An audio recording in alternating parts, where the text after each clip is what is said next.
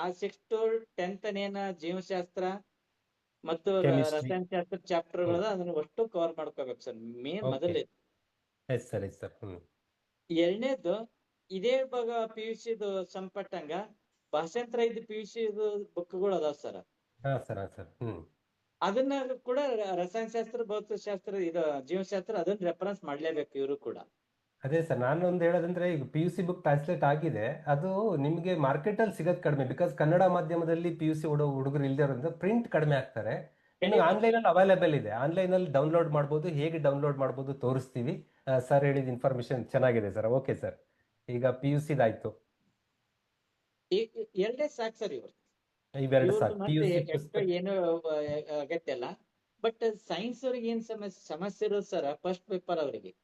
ಹಾ ಹಾ ಹಾ ಹಾ, ಪೇಪರ್ 1 ಅವ್ರಿಗೆ ಒಂಥರ ಟಚ್ ಇಲ್ಲದೆ ಇರುವಂತದ್ದು ಅನ್ಸ್ಬಿಡುತ್ತೆ ಆ ಅವರಿಗೆ. ಸರ ಈಗ ಅವ್ರು ಹೆಚ್ಚಿಗೆ ಅಲ್ಲಿ ಈ ತಮ್ಮ ಆಪ್ಷನ್ದಾಗ ಏನಾರ ಒಂದ್ ಸ್ವಲ್ಪ ಅವ್ರು ಮಾಡ್ತಾರ ಸರ್, ಎಫರ್ಟ್ ಹಾಕ್ತಾರ ಸರ್. ಅಲ್ಲಿ ಅವ್ರಿಗೆ ಕನ್ನಡನು ಕೂಡ ತುಟ್ಟಿನೇ, ಸ್ವಲ್ಪ ಇಂಗ್ಲಿಷ ಅಷ್ಟು ಓಕೆ. ಸರಳ ಅದ್ರಾಗ. ಆಮೇಲೆ ಮನೋವಿಜ್ಞಾನ ಅಂತ ಸರ, ಅದು ನೇರವಾಗಿ ಕ್ವಶನ್ ಬಂದ್ರ ಸಂತೋಷ ಪಡ್ತಾರ ಸರ್. ಅಪ್ಲೈಡ್ ಕ್ವಶನ್ ಬಂತಂದ್ರ ಅದ್ರಷ್ಟು ಕಠಿಣ ಸಬ್ಜೆಕ್ಟೇ ಯಾವ್ದಿಲ್ಲ. ಹೌದೌದೌದು. S sir, yes sir.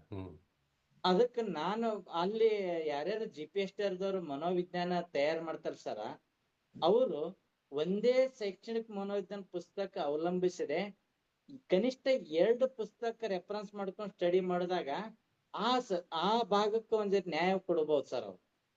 ಇಲ್ಲಾಂದ್ರೆ ಕಷ್ಟ ಆಗತ್ತೆ. ಅದೇ ಒಂದ್ ಆಥರ್ ಒಂದ್ ಬುಕ್ಸ್ ಡಿಪೆಂಡ್ ಆಗಂಗಿಲ್ಲ. ಇಲ್ಲ ಸರ, ನಮ್ ಉದಾಹರಣೆಗೆ ಹೇಳ್ತೀನಿ ಸರ. 2003 ಹ್ಮ್ ಸರ್. ಶೈಕ್ಷಣಿಕ ಮನೋವಿಜ್ಞಾನದ ಏನು 33 ಕ್ವಶನ್ ಕೇಳಿದ್ರಲ್ಲ ಸರ್, ಆ ಟೈಮ್ದಾಗ